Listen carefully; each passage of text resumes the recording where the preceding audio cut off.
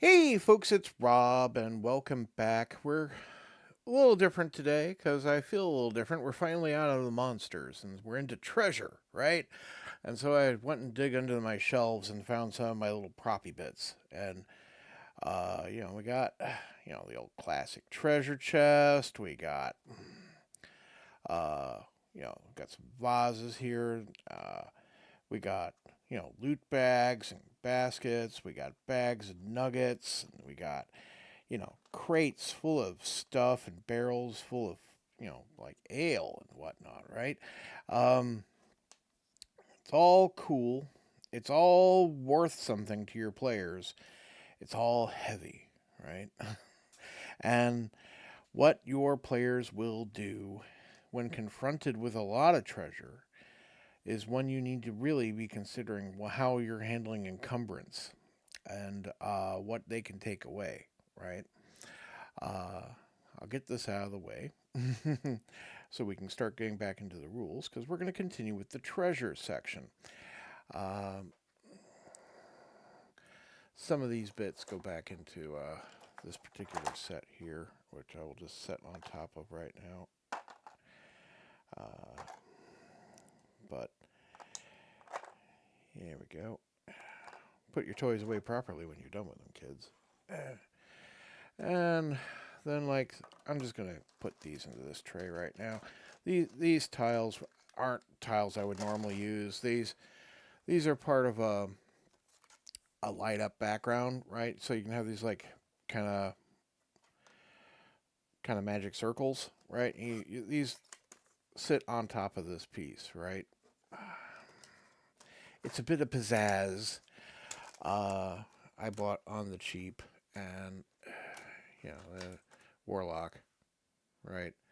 Um, and I'll put that away properly later. No need to deal with that right now, right? But here's what we came for: the rules. And there we go.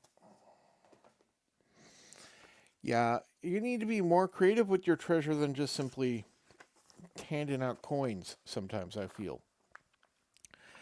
Because really, there's more to wealth than money.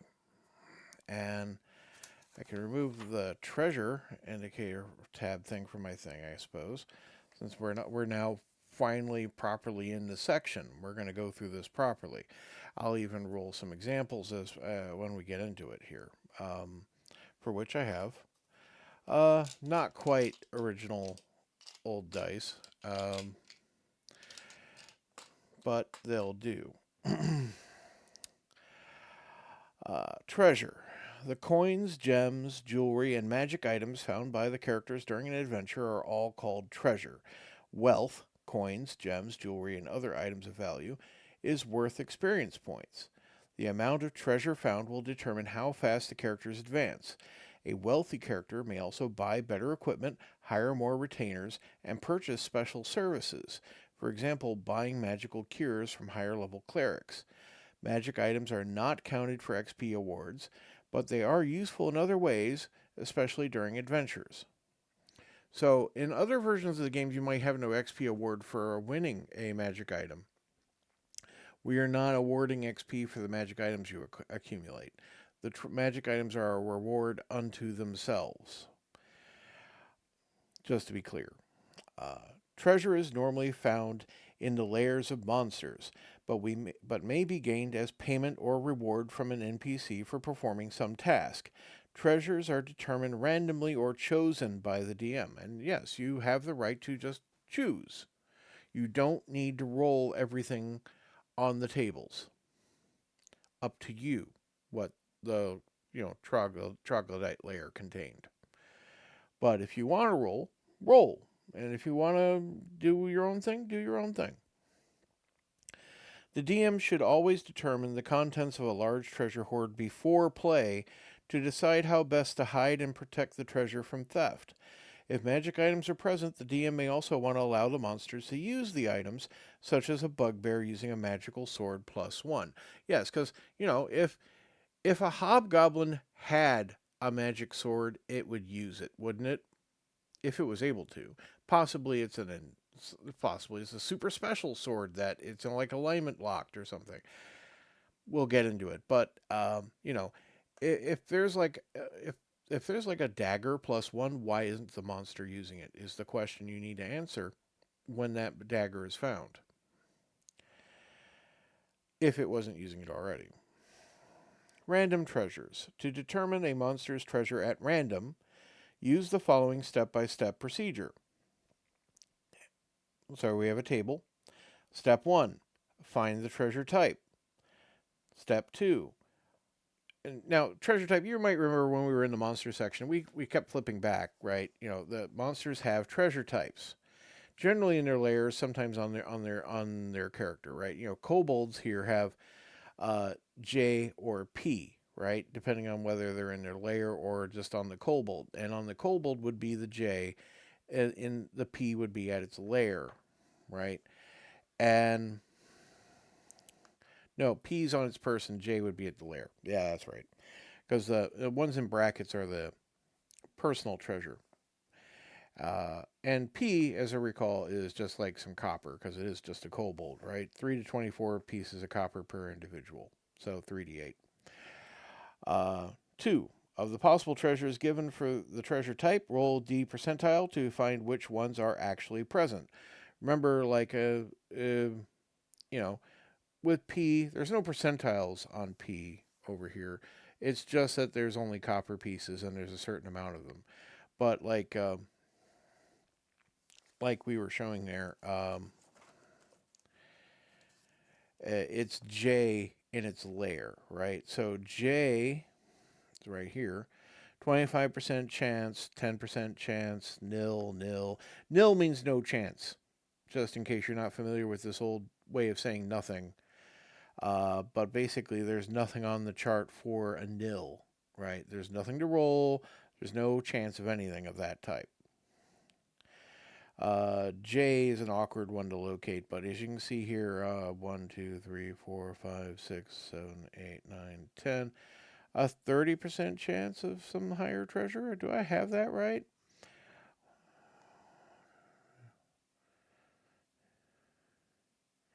Yeah. Okay. Uh, we'll get further into it, and I probably should have brought a straight edge with me, honestly. That would be helpful. Because this chart is eye bending, I swear. 3. Determine the amount of each treasure present. 4. If magic is present, roll for the exact items using the magic subtables, which are in here. So, 1. Find the treasure type in the monster description. Find the same letter on the treasure type tables. The line after that letter will be used to find the actual treasure. Read across the treasure type line to find possible types of treasure present. Each type will give a percentage, followed by a range of numbers. There's an asterisk here. There is a special note. Special note, special dice note. The amount of treasure is listed as a range whenever the range starts with 1, 1 to 4, 1 to 6. The last number indicates the type of dice rolled. For example, 1 to 4 means D4, 1 to 100 means D percentile.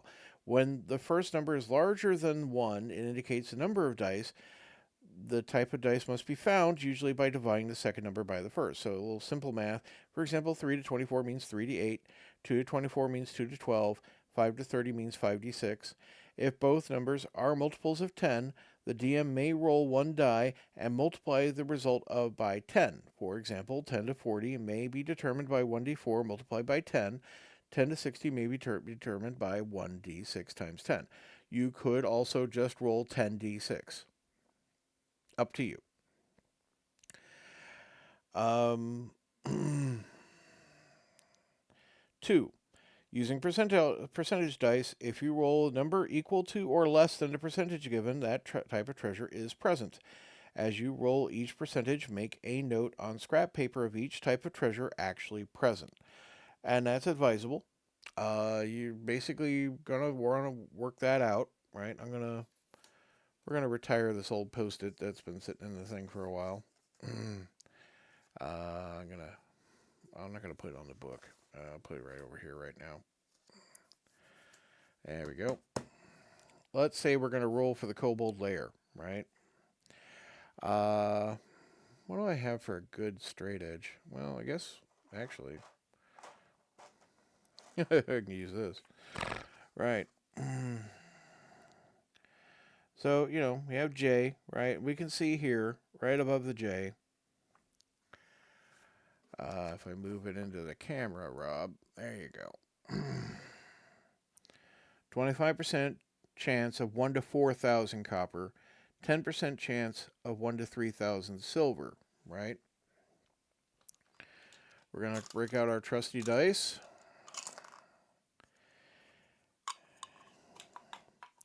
And we're going to need D percentile, right? The rest of them we don't need right now. Wonder how well this D percentile shows up in the camera. It does not show up well. Well done, Rob. You planned out so well. Let's use the backup dice that are on the desk. I think these show up a little better. Yeah, okay. Right? So, 25% chance. So that's 25 to 0 on the dice. That would be 58. No chance of the copper is not there, right? And we saw a 10% chance of 1 to 3,000 silver. Obviously, there's no D3 in a standard set. You're going to cut a D6 in half by just like, whatever you roll, round down after. Well, you're going to round up halves. And I didn't roll on the desk because I am that kind of person today. All right, well, well done, Rob. Well done. We can roll this the old-fashioned way where we have different colored dice. The black will be the hundreds. The green will be the ones, right? And that's 86. No, sorry, 68, right? No treasure there, right? And if we count this down, A, B, C, D, E, F, G, H, I, J, you can see we have no treasure of any type on the higher scale because they're kobolds.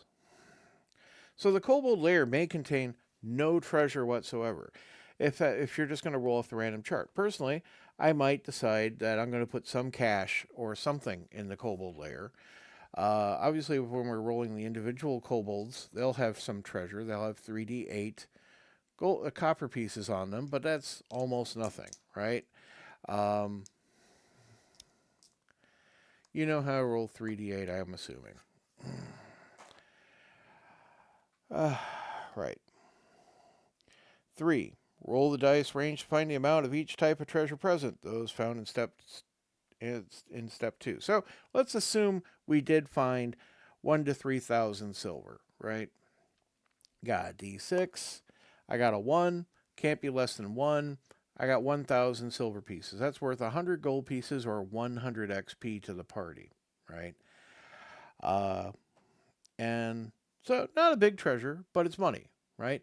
And remember, if you're using the encumbrance rules, that's 1,000 coins of weight. You're going to need some means of carrying it if it's not in something, if it's just loose. 4. If any magic items are present, the magic item subtables are used to find the actual types. So, there's the magic item chart here. Now, simplest one to, up here is any 3, right? 30% chance. 35% chance, any 4 and a scroll, right? That's the nicest payout. But I do quite like 40% chance of 2 to 8 potions or 50% chance of 1 to 4 scrolls. So it's also pretty nifty. And those are of a treasure type that don't actually come with cash, these with the potions and scrolls. N and O, pretty uncommon treasure type. Meanwhile, the 35% chance that's landing up here, let's see, that was God, I wish as much. Right. Again, I think I mentioned this ages ago, but basically, It would not be uncommon for people to deface their copy of the rules by writing the A, B, C, D, E, F, G, etc. down here down the side, because this is tiresome to look at. You know your alphabet, I know my alphabet. You even know generally the positions of the letters of the alphabet and how far they are into the alphabet. For example, like, J is the 10th letter of the alphabet, uh, C is the third, right? E is the fifth. But this is tiresome to look at and read across, especially for my old eyes. Um, and yeah, it's tight, right? But we'll get into it. Let's continue reading. Place treasures. You may choose treasures instead of rolling for them randomly. You may also choose a result if rolls give too much or too little treasure. These choices should be made carefully since most of the experience the characters will get will be from treasure, usually 3/4 or more. After running a few games, it will be easier for you to first decide how many XP to give out, considering the size and levels of experience of the party, and place the treasures to give the desired result. However, be sure to make the treasure monsters tough enough to force the characters to earn their treasure. Don't don't run a giveaway campaign.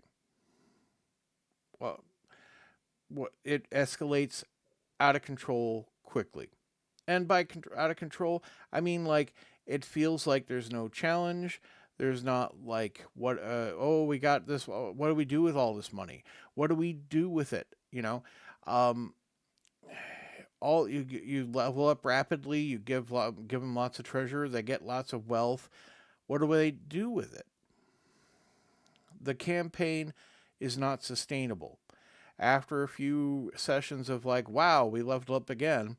Wow, that's great. We have untold wealth. We're richer than Midas. What do they do? Maybe you're going to gear them up to something, I guess. But really, you could just start as a higher level campaign with a set amount of XP, a set amount of value and wealth, and award some items. It's okay. Nothing says you have to start for level 1 if you don't want to. But if this is the game you're playing, play the game. Adjusting treasure. When the number appearing of a type of monster is 1 to 4, no adjustment is necessary. Even a single monster will have the treasure indicated. However, many human-like monsters are found in large numbers in their outdoor lairs. When the treasure type given is a letter from A to O, that should only be the treasure found in a full lair, the wilderness number appearing, the number in parentheses in the monster description.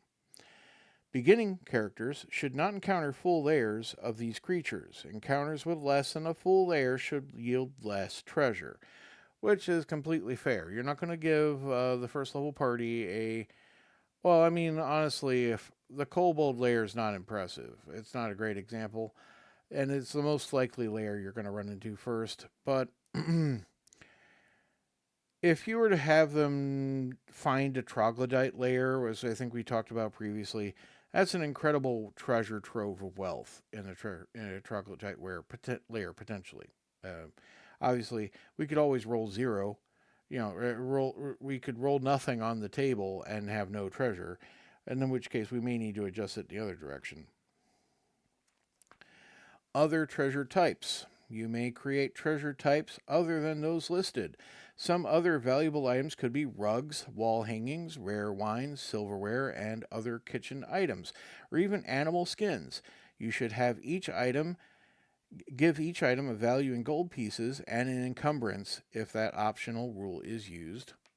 And yeah, I mean, you can have fine furnishings, right? Oh, we got this nifty bed. Okay, how's the party going to get that out? How are they going to bring it home? If they don't return with the treasure, I wouldn't award the XP for it, by the way. If they just leave it in the dungeon, they don't get that. Average treasure values. The average values of each treasure type in gold pieces are given below. The averages do not include the possible magic in the treasures. After rolling for a treasure, you may refer to this list to see whether the treasure is larger or smaller than average. You may then adjust the treasure if you wish. So again, we can see here A is a big win, 17,000 gold on average. B, 2,000. C, 750. Highly variable, right? D, 4,000. E, 2,500. F, 7,600. G, 25,000. H, 60,000. I, 7,500. J, 25. Just 25. K, 250. L, 225. And then back to M, 50 grand. All over the place, no rhyme or reason. Yeah, I know.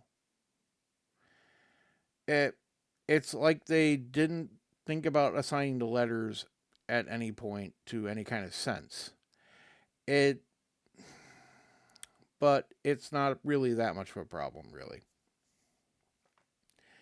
Coins. All coins are about equal in size and weight. Each coin weighs about 1/10 of a pound, right? So 1,000 coins, right, weighs 100 pounds. That's a lot of weight. That's 100 pounds worth of silver coins. You may want to adjust this in your own campaign, up to you, but at your own risk, right? We assign weight to the coins as a general measure of encumbrance. Um, Electrum is a mixture of silver and gold.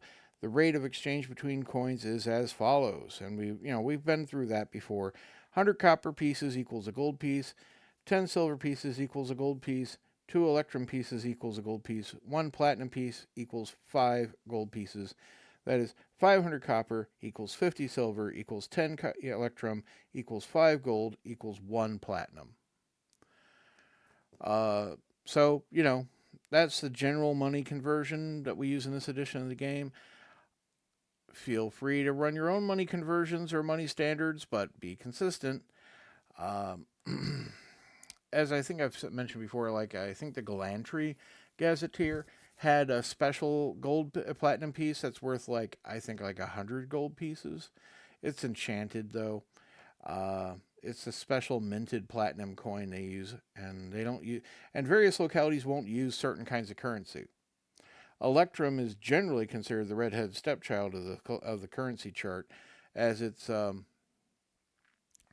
I don't know, generally considered to be archaic money, right? Or in some settings used as like the standard merchants will transact with, but is generally not the general populace money.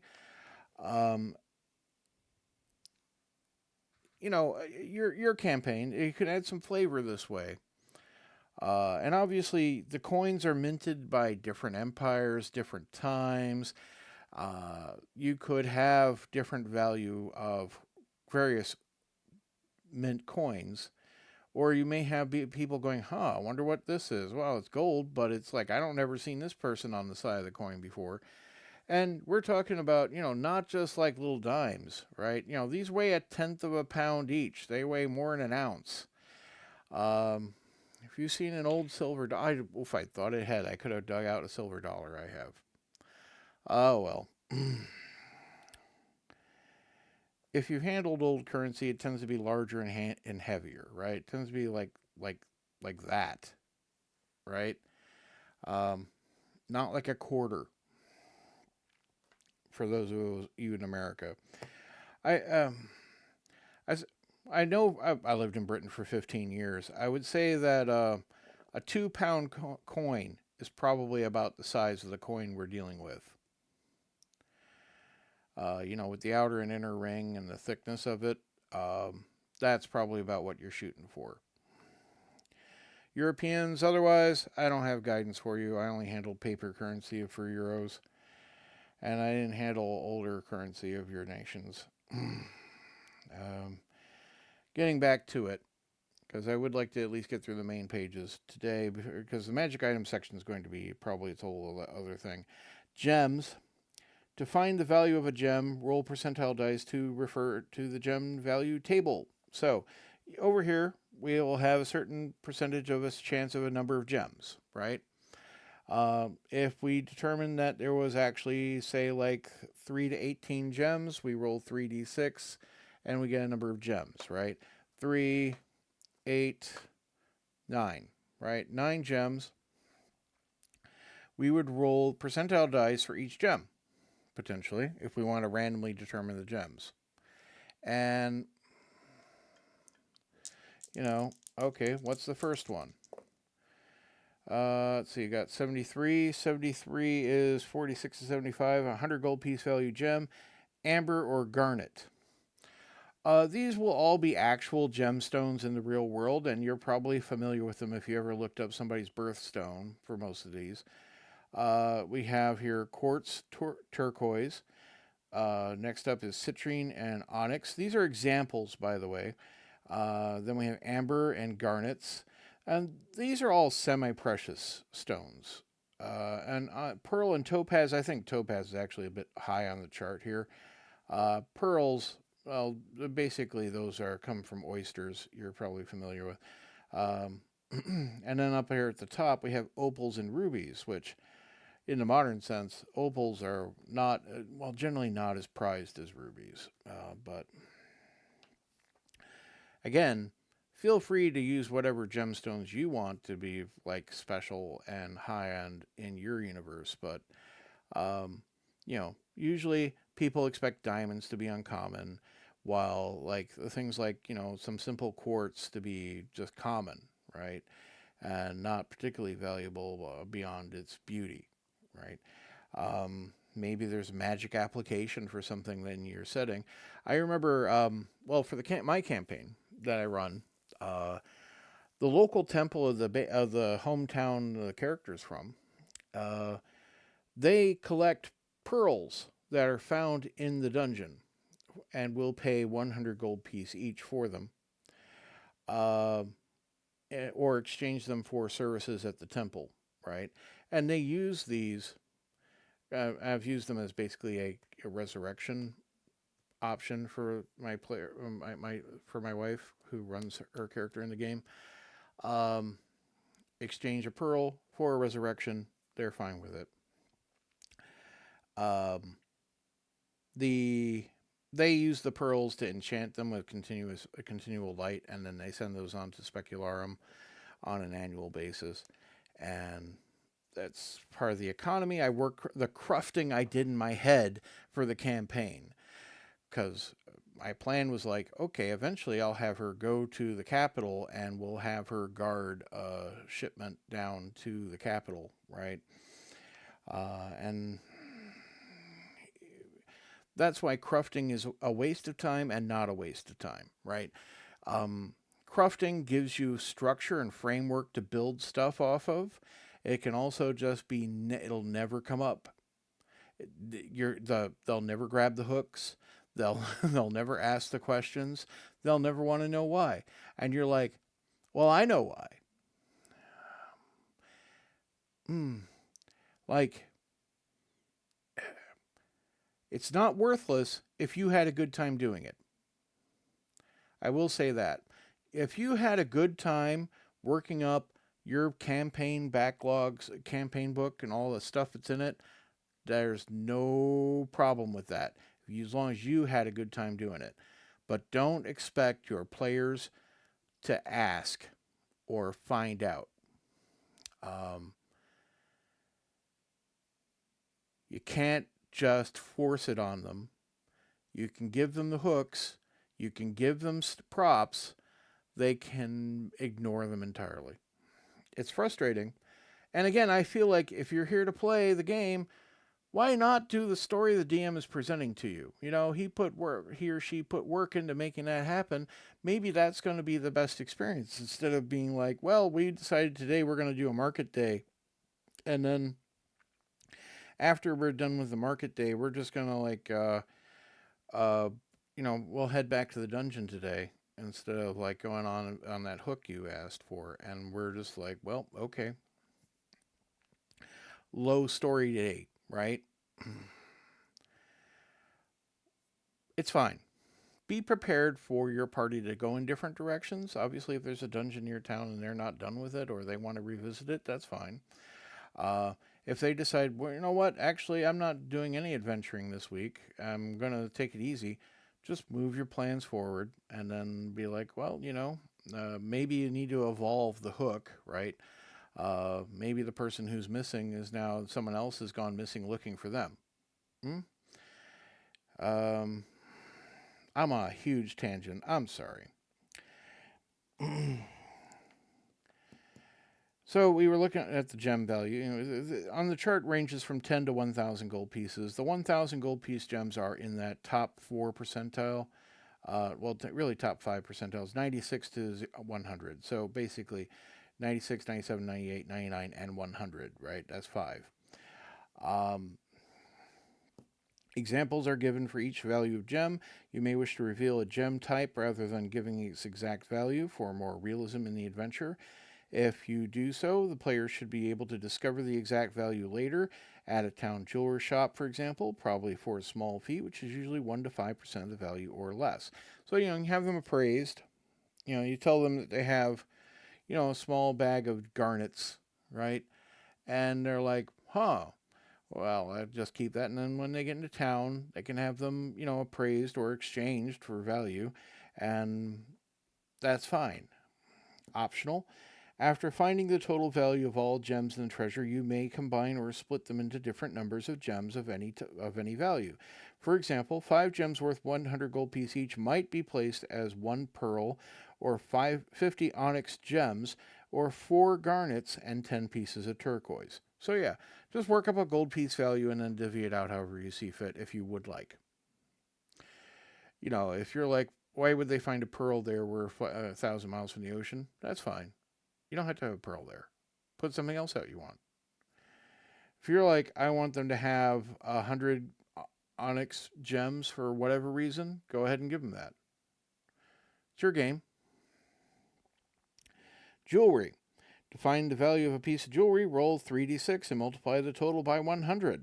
So, again, total value should be, between 300 and 1,800 gold pieces. And again, we have a number of pieces of jewelry on the chart over here ranging from, 1, sometimes none, right, to like 10 to 40 pieces of jewelry. Yeah, 10 to 40 pieces of jewelry. 6 to 36 pieces of jewelry, right? It's admittedly, again, percentage chance, but these percentage chance aren't terrible, especially for the big loads. 50% chance. A lot of value to be had here, as we're discovering. Jewelry can be damaged by such things as a very hot fire, lightning bolts, crushing, and other rough treatment. Damaged jewelry is only worth 1/2 normal value. Keep that in mind.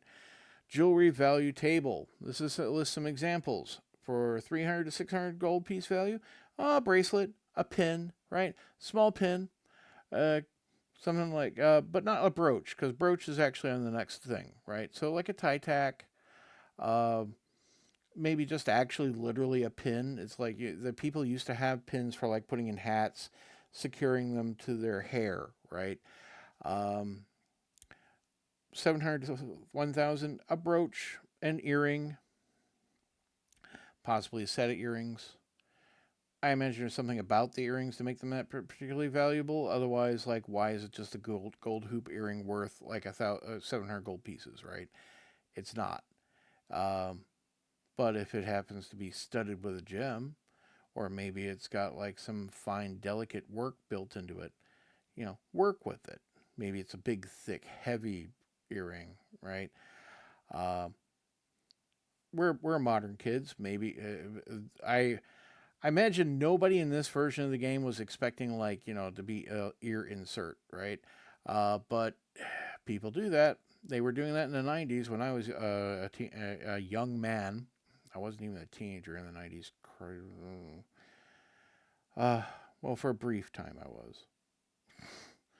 Couple years.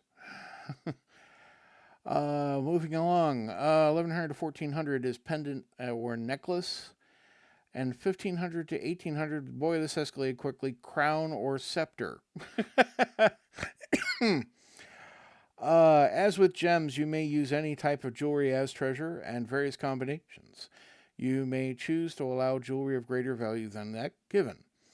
When both gems and jewelry occur in the same treasure, you may combine them. For example, a single gem result of 1,000 gold pieces along with jewelry value of 1,500 gold pieces could be placed as 2 gold crowns, each with a large pearl set in the front.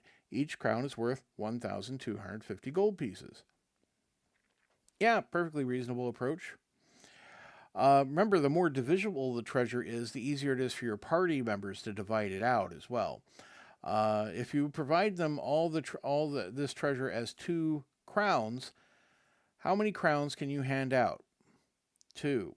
How many players do you have? Is it a party more than 2? Then there might be some friction as to how the treasure is divided. That could be fun for you. It could be, and allow time for it. Allow time for the dickering. If they didn't plan ahead as to actually how they're going to divide out the treasure, as recommended, by the way, I know that was episodes ago, long time ago at this point, um, they're going to need to work out how to equitably share the treasure. Sometimes that'll be like, I forgive, maybe there's a magic item. Each one person gets a magic item, and each 2 other players get a crown, right? Up to you. Make it make sense for your setting as well, right? A small piece of art showing some glowing treasures. uh, just there, just a little bit of space.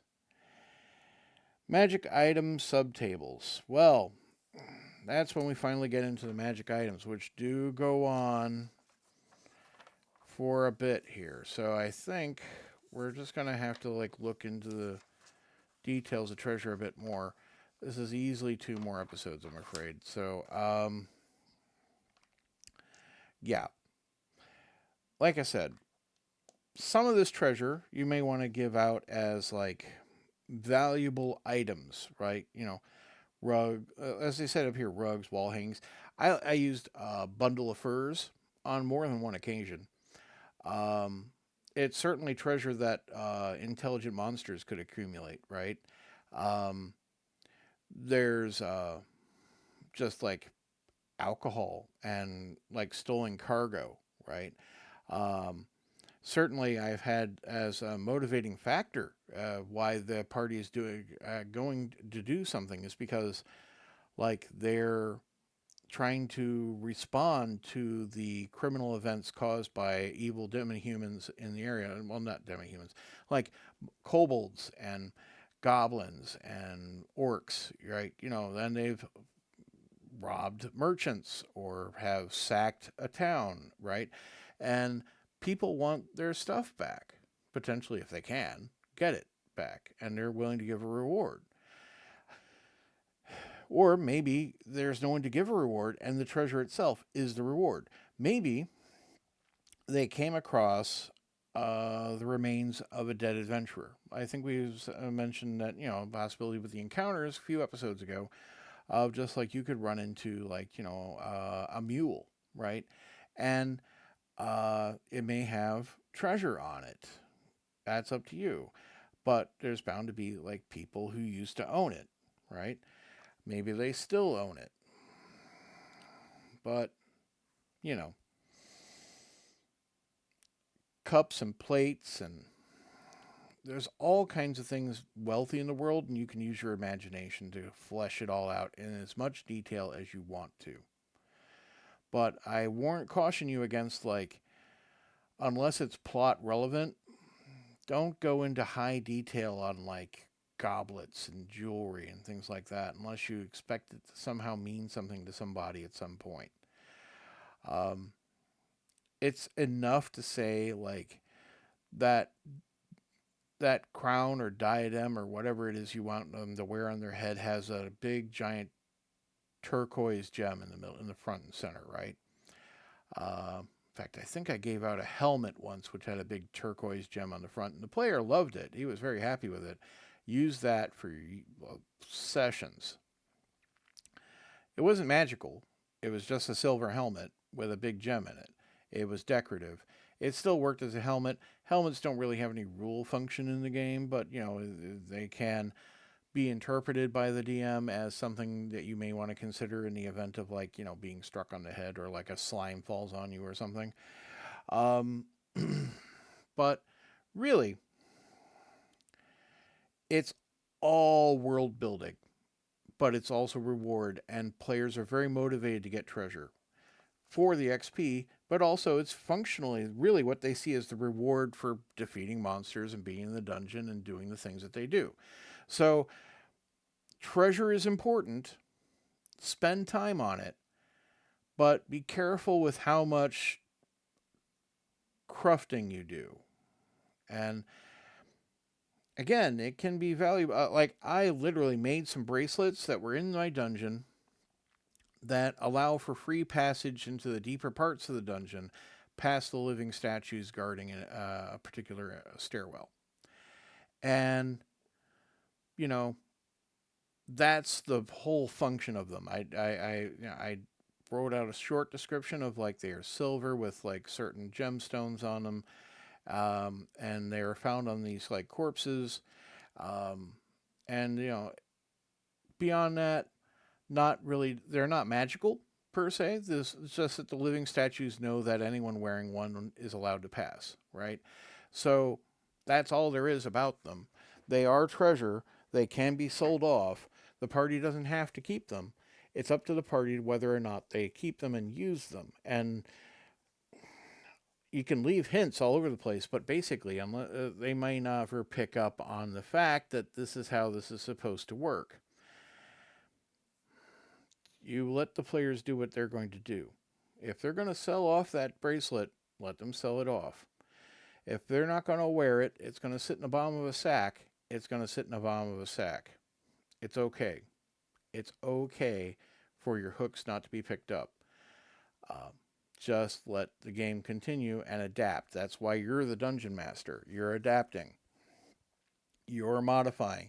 You are making the experience as best as you can from what you have in front of you. And the players you have, you should get to know your players and what to expect from them, right? Um, if you know that they're an inquisitive lot, yeah, you can leave lots of clues and have that kind of a thing if they find that fun. If you know they're here to just go and kill some goblins, let them kill some goblins. Admittedly, it has to be fun for you too. But try to think about how you can accommodate their wants and needs with your wants and needs, right? Balance it. That's going to be it for this episode. I'm going to come back to magic items next time. We'll get on with that because that's right. First off, we got a page and a half of chart, right, and then descriptions, which are generally interesting and worth talking about. But we'll join into that next time. Thank you very much for being here. I hope you have a great day. And if you've got any suggestions or anything you want to talk about, please feel free to put it in the comment below. But I'll see you next week. Goodbye.